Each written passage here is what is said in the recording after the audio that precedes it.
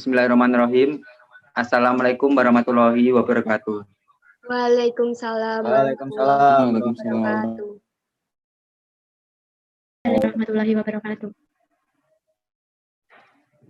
Kami dari kelompok 2 penelitian kualitatif dari Prodi Pendidikan Bahasa Jawa FKIP UNS yang diampu oleh Ibu Sumarwati, yang beranggotakan 1.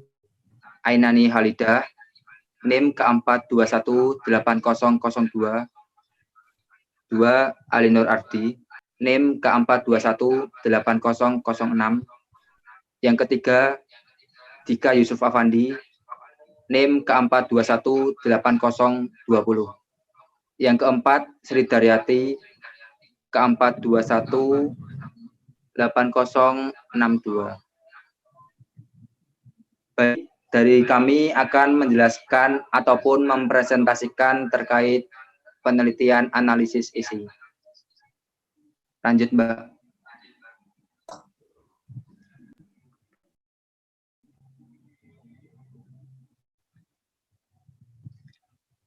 Untuk yang pertama akan dijelaskan oleh Mbak Ainani Halidah. Baik, terima kasih Mas Ali. Pendekatan analisis isi. Analisis isi adalah suatu teknik penelitian untuk membuat inferensi yang dapat direplikasi atau ditiru dan sahih datanya dengan memperhatikan konteksnya. Key backdrop. Yang kedua, metode analisis isi merupakan suatu teknik sistemik untuk menganalisis pesan dan mengolah pesan atau suatu alat untuk mengobservasi dan menganalisis isi perilaku komunikasi yang terbuka dari komunikator yang dipilih. Bunyi 2011 nomor 185. Yang ketiga, analisis isi adalah teknik penelitian ilmiah yang ditunjukkan untuk mengetahui gambaran karakteristik isi dan menarik inferensi dari isi. Analisis isi ditujukan untuk mengidentifikasi secara sistematis komunikasi yang tampak atau manifest dan dilakukan secara objektif, valid, reliable, dan dapat direplikasi. Herianto, 2011, halaman 15.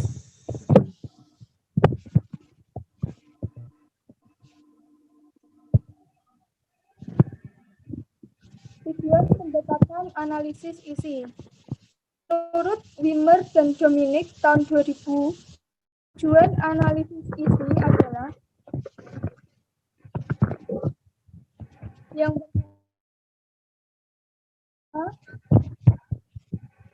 menggambarkan isi komunikasi, yaitu mengungkapkan kecenderungan yang ada pada isi komunikasi, baik melalui media cetak maupun elektronik.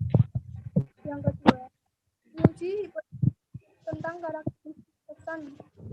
Jumlah riset berusaha menghubungkan karakteristik tertentu dari komunikator atau sumber dengan karakteristik pesan yang dihasilkan. 3. Membandingkan isi media dengan dunia nyata, yakni memperkirakan gambaran media terhadap kelompok tertentu di masyarakat. Yang keempat, mendukung studi efek media massa, yaitu untuk melihat apakah pesan-pesan di media massa tersebut menumbuhkan sikap-sikap yang serupa di antara para pengguna media.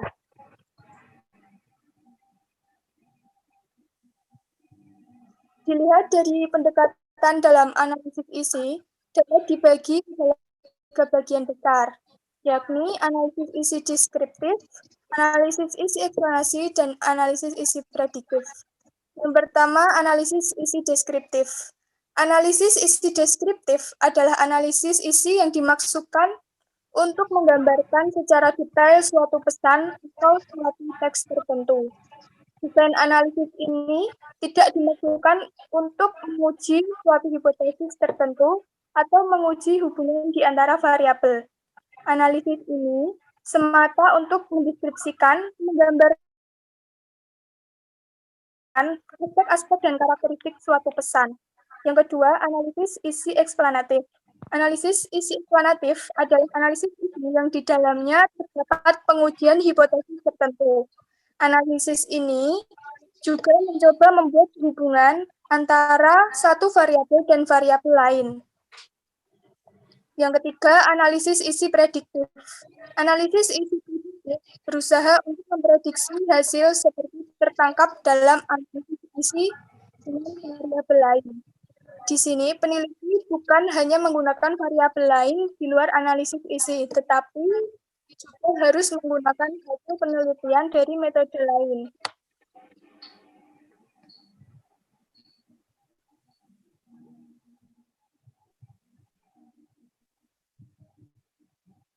Baik, Monggo saya akan dilanjutkan, menjelaskan Mas. sendiri. Karakteristik pendekatan analisis isi. Yang pertama, data yang tersedia sebagian besar terdiri dari bahan-bahan yang terdokumentasi. Yang kedua, ada keterangan pelengkap atau kerangka teori tertentu yang menerangkan tentang dan sebagai metode pendekatan terhadap data tersebut. Yang ketiga, peneliti memiliki kemampuan teknis untuk mengolah bahan-bahan atau data-data yang dikumpulkannya karena sebagian dokumentasi tersebut bersifat sangat khas atau spesifik. Selanjutnya,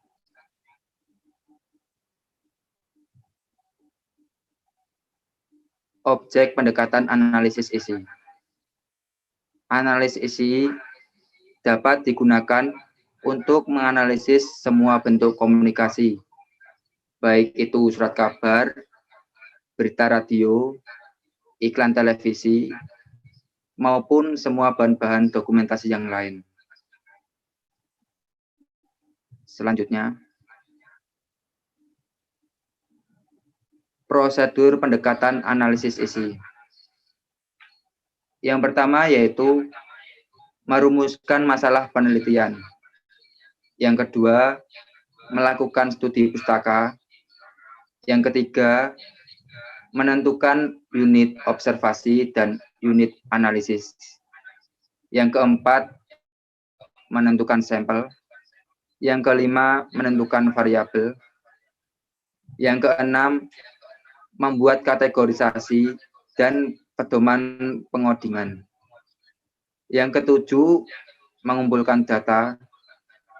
Yang kedelapan, melakukan coding data atau data coding.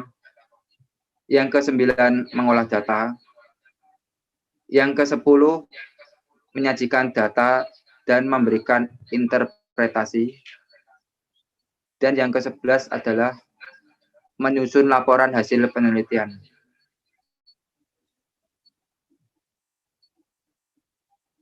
Selanjutnya yaitu kelebihan dan kelemahan. Kelebihannya yaitu yang pertama, lebih hemat waktu, tenaga, dan biaya. Yang kedua, analisis isi lebih aman untuk dilakukan. Yang ketiga, analisis isi memungkinkan kita untuk meneliti dalam jangka waktu yang sangat panjang. Yang keempat, analisis ini tidak memiliki efek sosial karena objeknya yang bersifat pasif. Untuk kelemahannya sendiri yaitu, yang pertama, peneliti memiliki keterbatasan kemampuan merekam data pada masalah validitas data. Yang kedua yaitu informasi yang digali sangat banyak, sehingga memerlukan kehati-hatian dan kejelian peneliti, terutama saat melakukan coding data.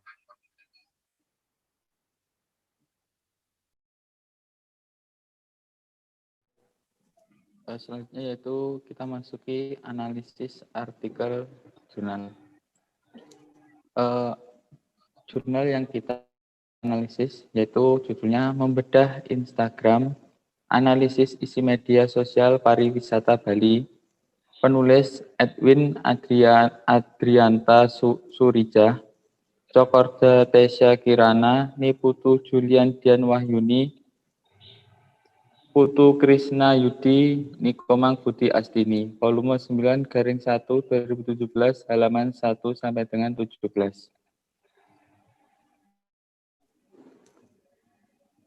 Tujuan dari penelitian ini adalah untuk membentuk citra destinasi wisata oleh pelaku industri pariwisata seperti social media manager atau markom melalui penggunaan Instagram atau media sosial lainnya.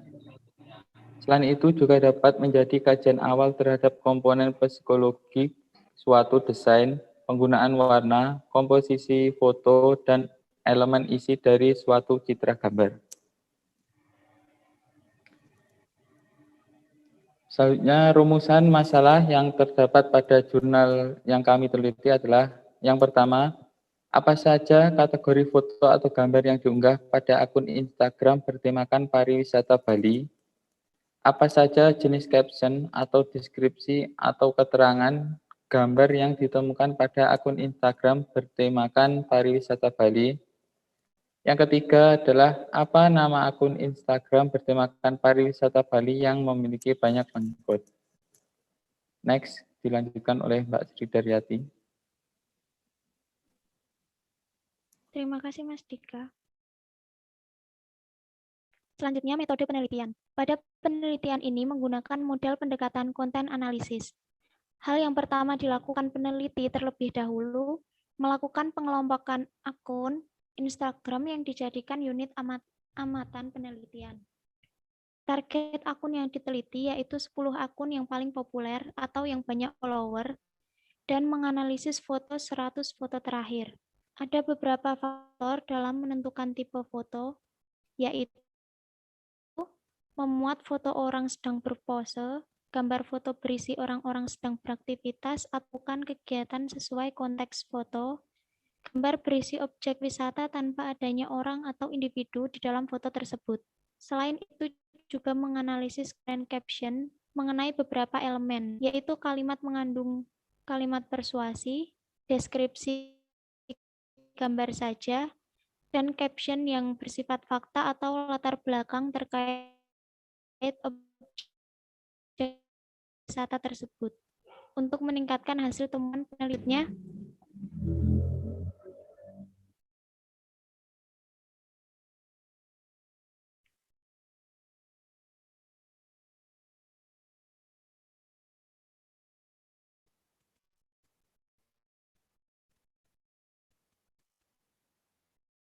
selanjutnya hasil pembahasan. Dari 20 unggahan yang peneliti analisis, 19 diantaranya atau sebesar 95% menggunakan filter yang disediakan oleh Instagram dan hanya satu yang tidak menggunakannya. Dilihat dari point of view atau sudut pandang pengambilan gambar, sudut pandang yang paling banyak digunakan adalah pengambilan dari depan atau front sebesar 55%, kemudian diikuti oleh pengambilan dari atas atau above sebesar 25%, selanjutnya pengambilan dari sisi sama-sama sebesar 10%. Dilihat dari segi animate atau inanimate, sebagian besar unggahan atau sebesar 75% terdapat individu yang terdapat di dalam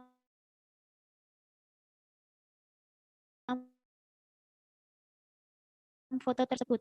Sedangkan 25% lainnya tidak terdapat individu di dalam foto. Lihat dari 20 unggahan yang peneliti pilih, caption yang mengandung unsur persuasi digunakan pada 12 unggahan atau sebesar 60%.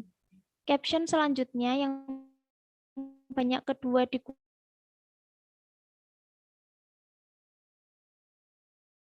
adalah yang mengandung unsur deskriptif dan yang yaitu 11 unggahan atau sebesar 55%. Dari 20 unggahan yang peneliti analisis, dilihat dari segi hashtag yang paling banyak yaitu account hashtag yaitu 20 unggahan atau sebesar 100%. Kemudian diikuti dengan spesifikasi hashtag yaitu 9 unggahan atau sebesar 45%. Dan yang terakhir adalah general hashtag yaitu 6 unggahan atau sebesar 30%. Next. Baik, itu tadi presentasi dari kelompok kami. Dibuka sesi pertanyaan.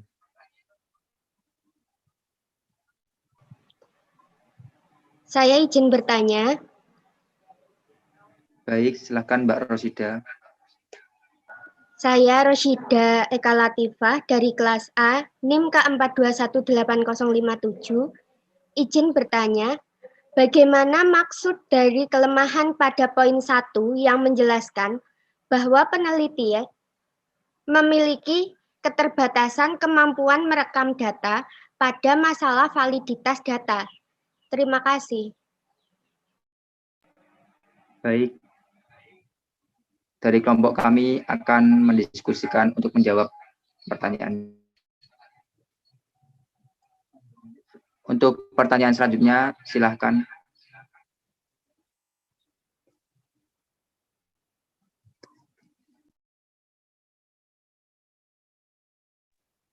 Izin bertanya.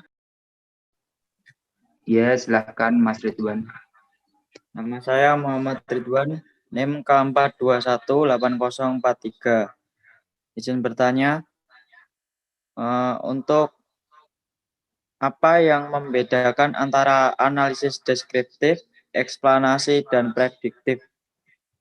Pada slide yang dijelaskan oleh Mbak Aina ini tadi. Coba dijelaskan kembali. Terima kasih. Ya, baik. Pertanyaan ditampung terlebih dahulu. Silahkan yang mau bertanya lagi. Dipersilahkan.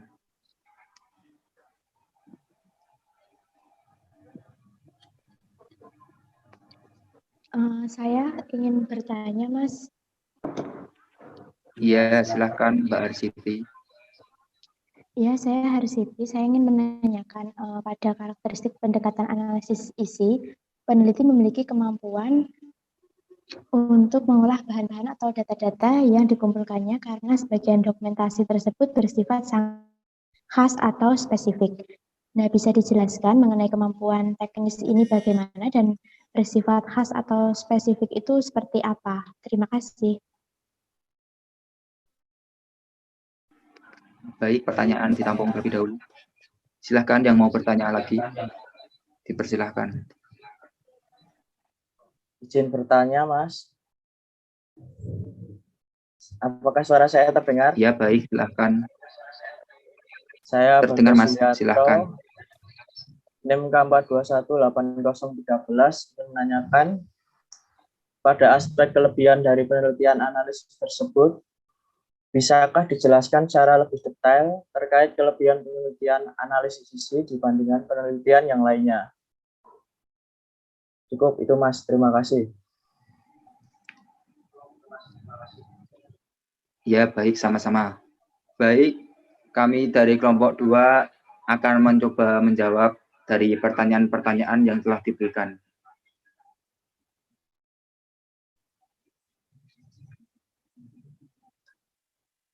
Kepada yang ingin menjawab, dipersilakan.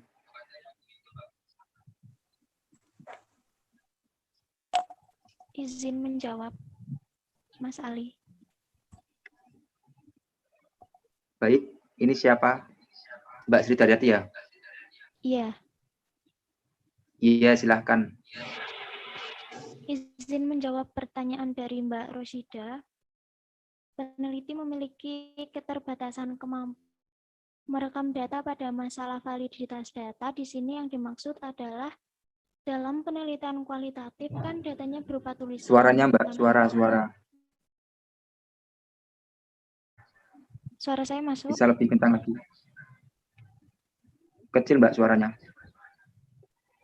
Sekarang masih kecil? Nah, cukup Mbak. Silahkan dijawab kembali. Diulangi lagi ya. Izin menjawab pertanyaan Mbak Rosida. Penelitian memiliki keterbatasan kemampuan merekam data pada masalah validitas data. Yang dimaksud adalah dalam penelitian kualitatif kan datanya berupa tulisan bukan angka. Ini berkaitan dengan kelemahan yang nomor 2, yaitu informasi yang digali sangat banyak sehingga memerlukan kehati-hatian dan jelian peneliti.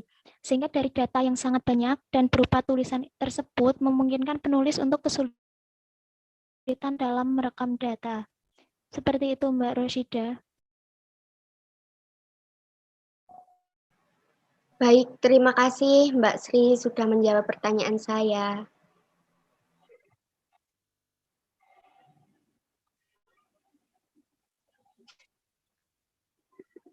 Apakah ada sama-sama, feedback Mbak. dari Mbak Rosida? Sudah Mas Ali, terima kasih. Iya, baik, sama-sama. Kemudian silakan untuk yang lain yang ingin menjawab. Dipersilakan.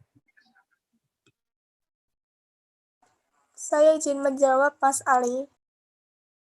Iya, silakan Mbak Ainani Halidah. Saya akan menjawab pertanyaan dari Mas Ridwan mengenai perbedaan ketiga pendekatan analisis isi tadi ya.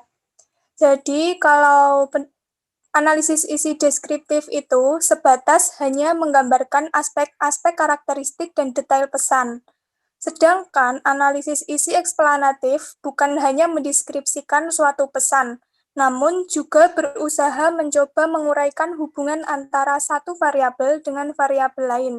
Kemudian, untuk analisis isi prediktif bertujuan untuk memprediksi hasil seperti dalam analisis isi dengan variabel lain.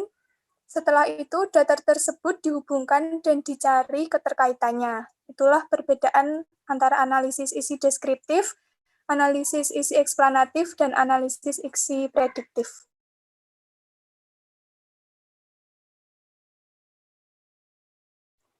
Bagaimana? Baik, terima kasih Mbak. Ya,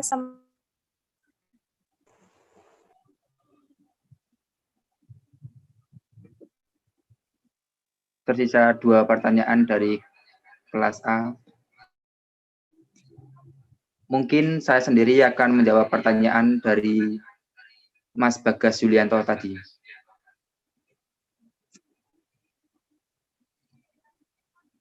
Ya, saya akan menjawab kelebihan dari penelitian analisis isi secara detail.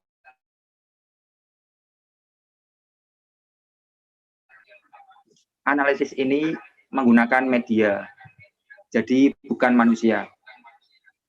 Peneliti tidak dapat mengintervensi objek yang diteliti. Ini berbeda dengan metode riset yang lain, misalnya wawancara ataupun observasi partisipan. Yang kedua, riset analisis isi ini berbiaya lebih murah dibandingkan dengan metode penelitian yang lain. Dan untuk sumber datanya itu lebih mudah untuk diperoleh. Yang ketiga, analisis ini dapat digunakan ketika penelitian survei tidak dapat dilakukan. Ya, misalnya ya, penelitian mengenai konflik politik di Cina setelah kematian Mao Zedong. Ini tidak mungkin dilakukan dengan menggunakan metode survei, karena orang-orang Cina takut diwawancarai. Maka dipakailah metode analisis isi terhadap 40 berita kematian yang dikirimkan kepada Komite Sentral Partai Komunis Cina oleh 11 wakil militer, 3 wakil kota besar, dan 26 wakil provinsi. Dan yang keempat yaitu analisis ini langsung melihat pada bentuk komunikasi melalui teks atau transkrip dan dapat langsung mengetahui interaksi sosial, dapat dioperasikan secara kuantitatif ataupun kualitatif, menyediakan pemahaman historis dan kultural yang bernilai melebihi analisis melalui analisis isi, serta menyediakan pemahaman ke dalam hal yang kompleks atas pemikiran dan penggunaan bahasa. Mungkin itu Mas penjelasan secara detail terkait kelebihan dari penelitian analisis isi ini.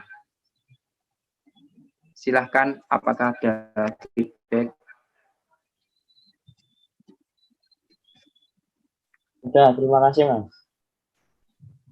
Ya, baik, sama-sama Mas Bagas. Ya, kurang satu pertanyaan lagi dari kelompok kelas A. Silahkan yang ingin menjawab, dipersilahkan. Baik Mas Ali, saya akan mencoba menjawab untuk pertanyaan dari Mbak Arsiti.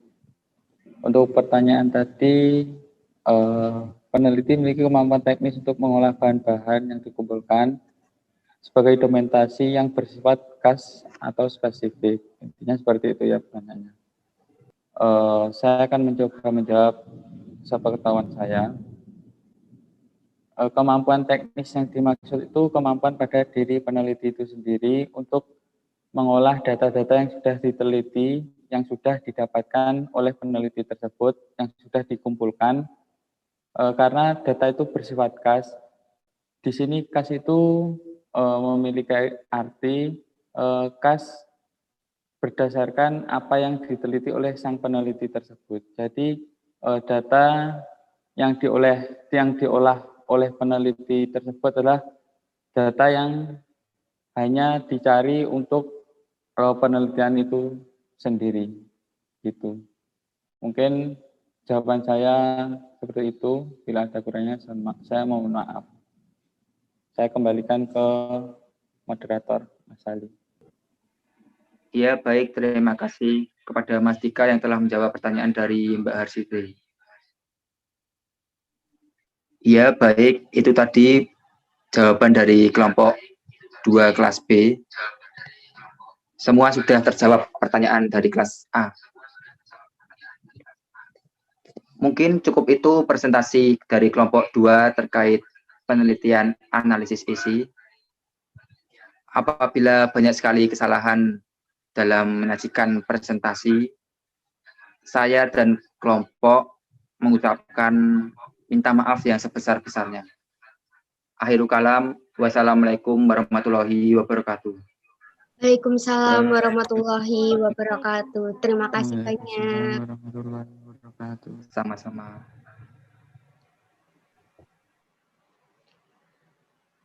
Baik, kali ini presentasi akan dilanjutkan oleh kelompok 6 kelas A.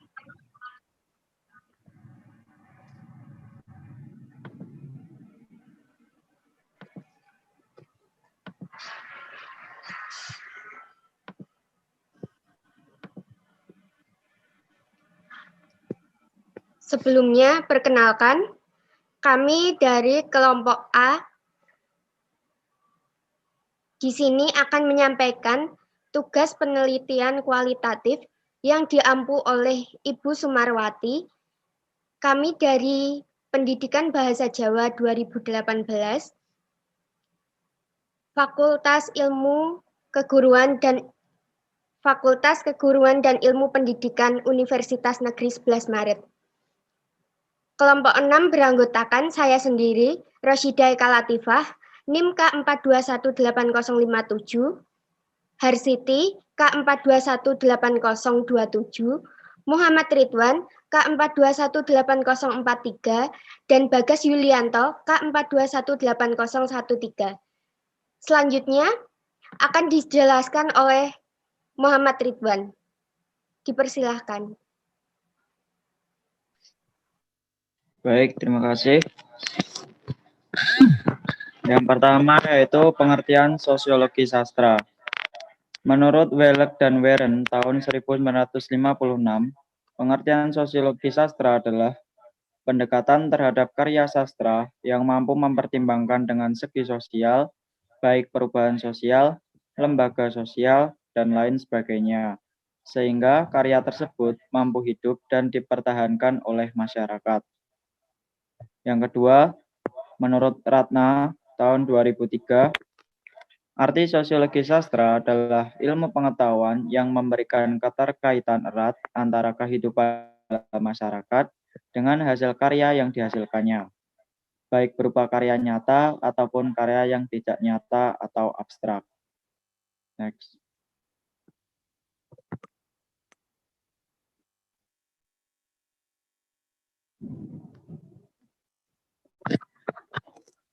Objek kajian sosiologi sastra. Dalam buku Teori Kesusastraan oleh Rene Wellek dan Austin Warren tahun 1989, mereka membuat klasifikasi masalah sosiologi sastra sebagai berikut. 1. Sosiologi sastra yang membahas tentang status sosial, ideologi sosial, dan lain-lain yang menyangkut pengarang sebagai penghasil sastra. Yang kedua, sosiologi sastra yang membahas karya sastra itu sendiri.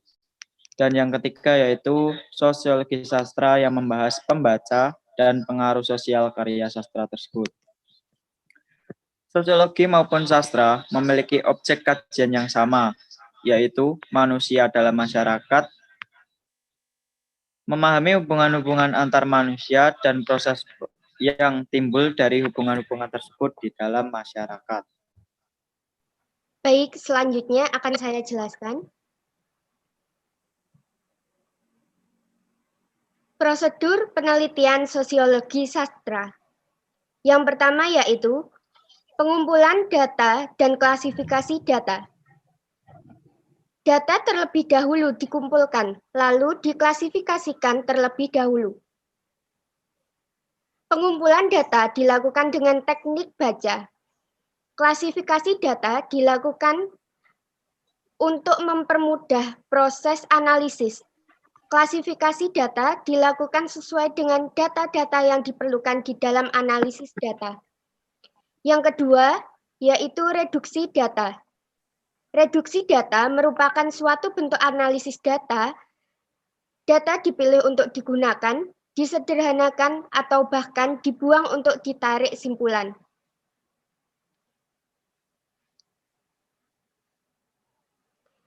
Nah, dari sinilah bentuk analisis data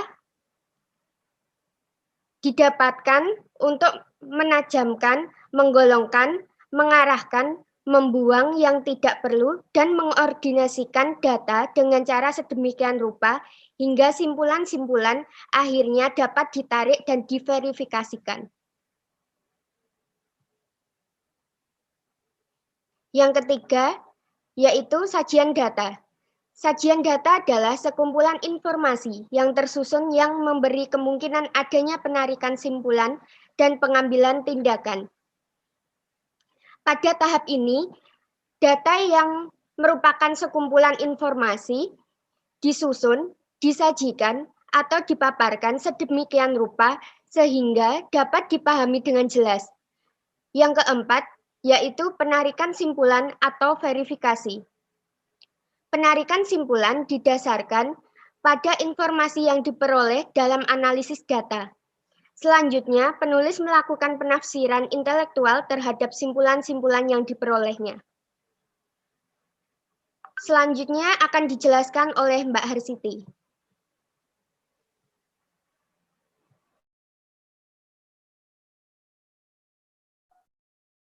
Ya, terima kasih Mbak Roshida. Presentasi sejarah dan budaya dalam kumpulan puisi Kidung Cisadane karya Rini Itama, kajian sosiologi sastra merupakan artikel jurnal yang kami identifikasi. Nah, identitas dari jurnal tersebut berasal dari penulis Dian Febrian dengan nama jurnal Lingua Rima, yaitu Jurnal Pendidikan Bahasa dan Sastra Indonesia dengan volume nomor 8, 2, nomor halaman dari halaman 1 sampai 10. Artikel jurnal ini memiliki tujuan penelitian. Ada dua. Yang pertama yakni mengetahui latar belakang penyair yang mempengaruhi terciptanya kumpulan puisi Kidung Cisadane karya Rini Intama. Dan yang kedua, representasi sejarah dan budaya Cina Benteng yang ingin disampaikan dalam kumpulan puisi Kidung Cisadane karya Rini Intama. Selanjutnya bisa dilanjutkan oleh anggota kami yang lain. Baik, selanjutnya akan dijelaskan oleh Mas Bagas Yulianto. Dipersilahkan. Ya, terima kasih atas waktunya.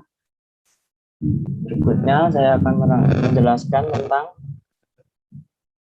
ringkasan metode penelitian baik penelitian, pendekatan, dan penelitian. Penelitian ini menggunakan pendekatan kualitatif deskriptif dengan metode konten analisis atau analisis isi.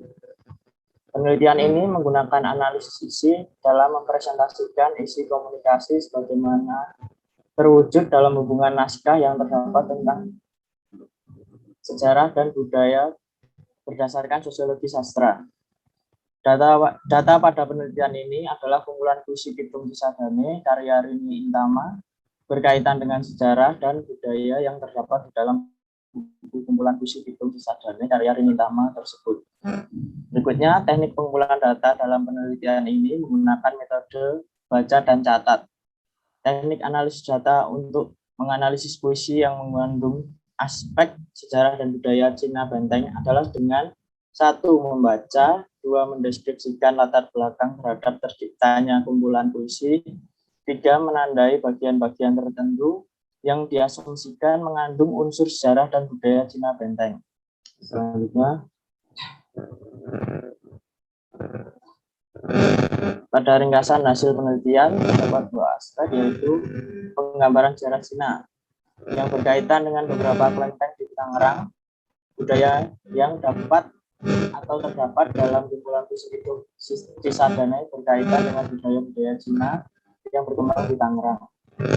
Berikutnya, representasi sejarah yang hendak disampaikan melalui aspek sejarah dalam bidang sosiologi masyarakat pada kumpulan puisi Pitung Cisadane menyangkut pemberian informasi keberadaan tempat, situasi, dan peristiwa yang terjadi di masa lampau atau juga yang masih ada hingga saat ini yang berkaitan dengan Cina Benteng.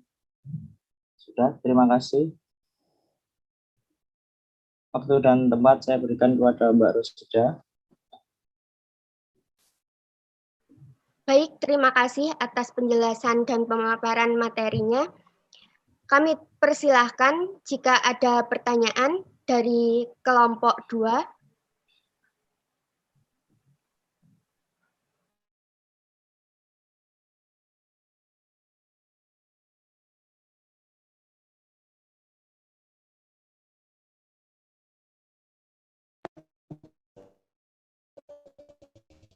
Baik, dari kelompok 2, apakah ada pertanyaan?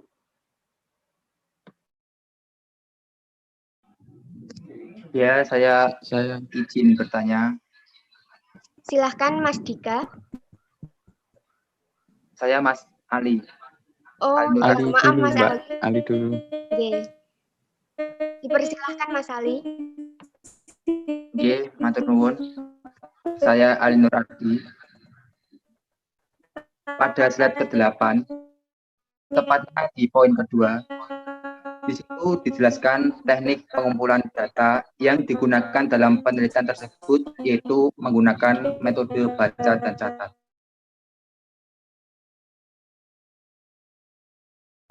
Memilih teknik tersebut. Dan kenapa tidak memilih teknik penelitian yang lain selain metode baca dan catat? Terima kasih. Apa kelebihannya juga? Baik, terima kasih pertanyaan dari Mas Ali. Kami tampung dan akan kami jawab nanti. Dipersilahkan pertanyaan selanjutnya. Saya Mbak izin bertanya. Baik, Mas Dika, dipersilahkan. Baik, terima kasih. Saya Dika Yusuf Afandi. Izin bertanya kepada kelompok A. Tadi menurut Rene Walek ada 3 klasifikasi masalah tentang sosiologi sastra. Terus termasuk ke dalam klasifikasi yang manakah jurnal yang Anda amati tadi? Mohon untuk dijelaskan. Terima kasih, Mbak. Baik, terima kasih atas pertanyaannya, Mas Dika. Kami tampung. Untuk pertanyaan selanjutnya, dipersilahkan.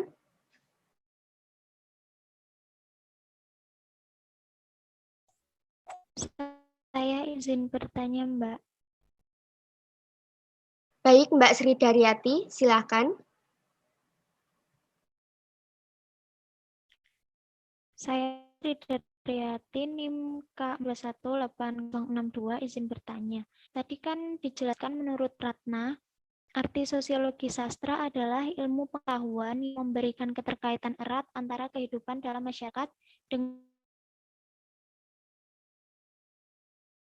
hasil karya-karyanya, baik karya nyata maupun karya nyata atau abstrak.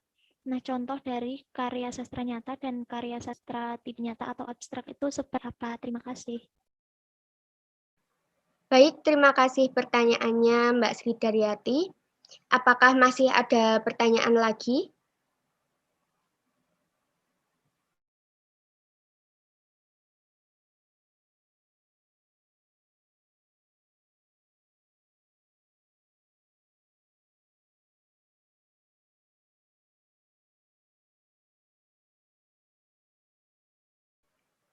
Halo Mbak Ainaini, apakah dapat mendengar saya?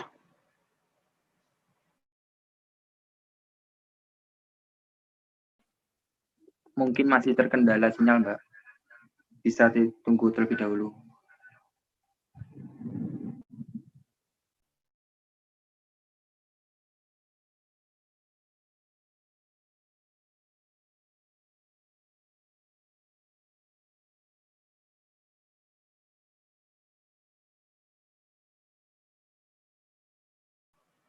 Baik, sembari menunggu pertanyaan selanjutnya, kami akan menjawab 3 pertanyaan yang telah diberikan dari kelompok 2.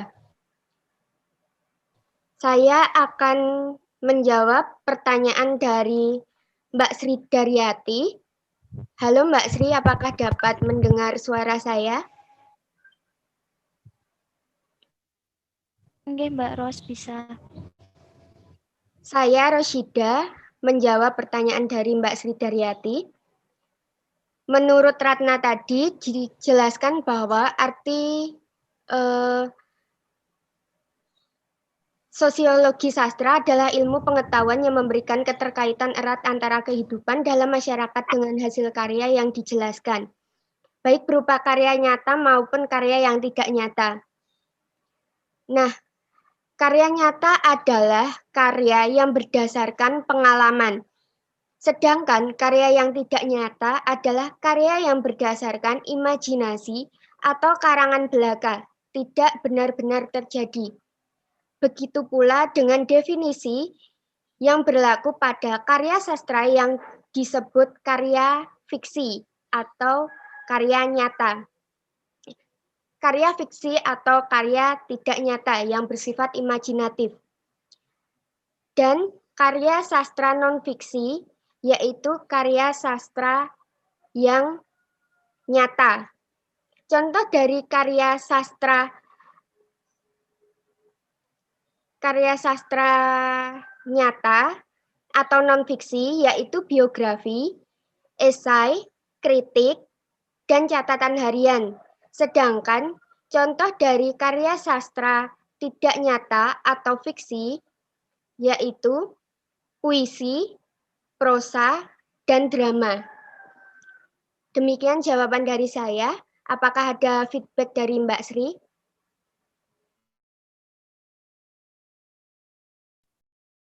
Sampai Mbak Roshida, terima kasih.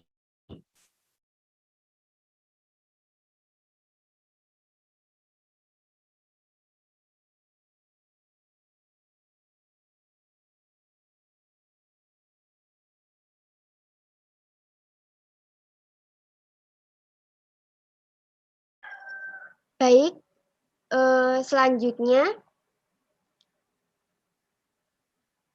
Mbak Harsiti.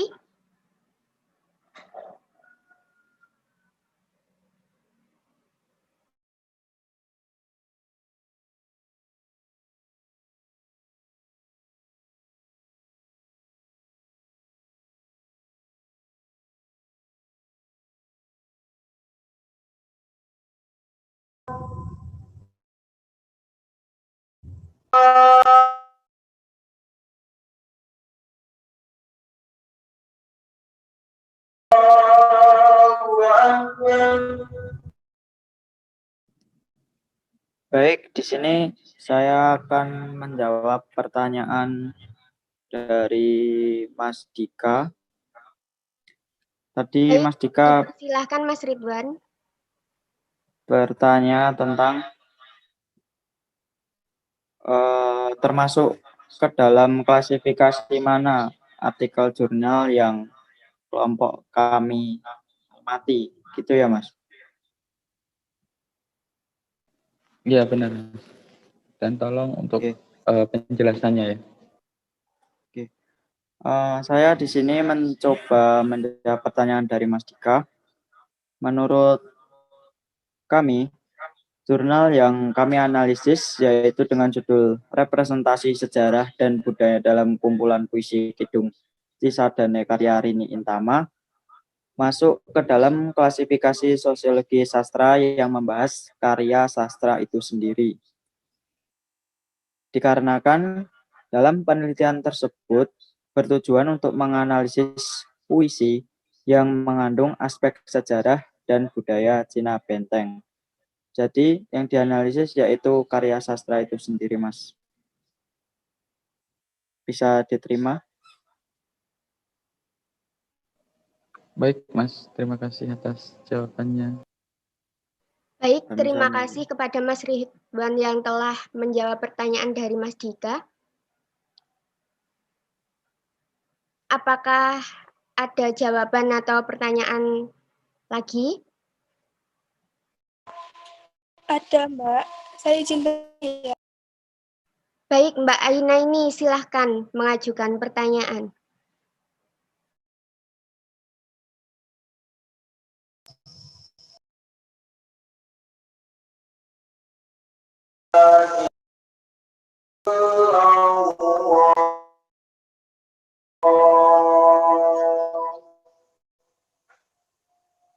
Saya izin bertanya, Mbak Rosida.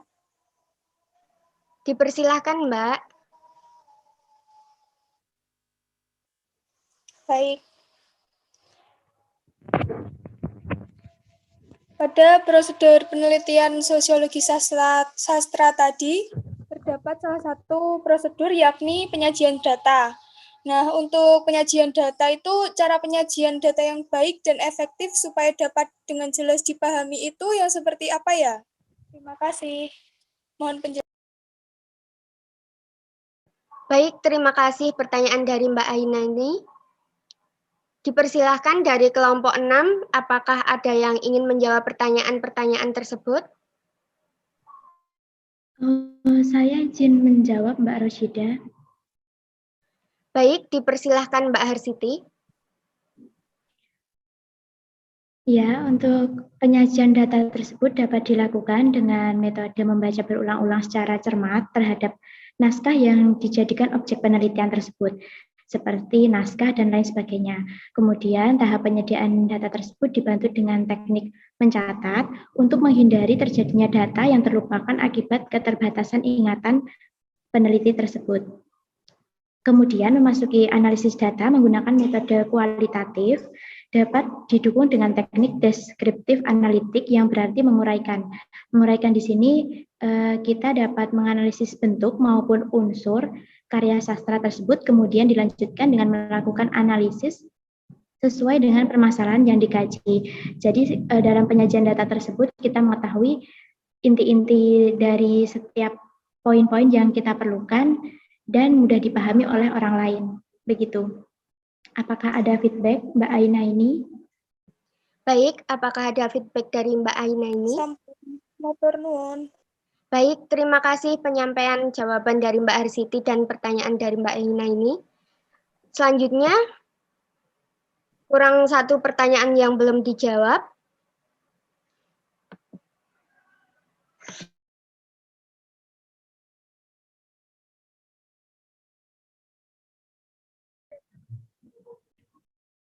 Tes. Apakah suara saya terdengar? Terdengar, Mas. Dengar, Mas. Sangat jelas sekali. Baik, saya akan menjawab pertanyaan dari Mas Ali mengenai alasan kenapa memilih teknik pengumpulan data, membaca dan catat pada kumpulan puisi Kidung Cisadane karya Rini Intama. Alasannya karena objek yang diteliti sendiri merupakan sebuah kumpulan teks puisi yang tentunya merupakan teks, sehingga akan lebih cocok digunakan metode analisis dokumen, yaitu dengan metode baca dan catat. Karena dengan menggunakan metode tersebut akan lebih mempersingkat waktu dan juga mempermudah pengumpulan data oleh peneliti. Berbeda apabila peneliti menggunakan teknik pengumpulan data lainnya yang tentunya akan memerlukan syarat-syarat yang berbeda dan lebih rumit daripada menggunakan teknik metode baca dan catat. Baik, itu jawaban dari saya. Terima kasih. Ya, baik. Terima kasih kepada Mas Bagas Yulianto telah menjawab pertanyaan dari saya. Sudah sangat saya terima jawabannya. Sudah masuk, Mas. Mantap. Terima kasih.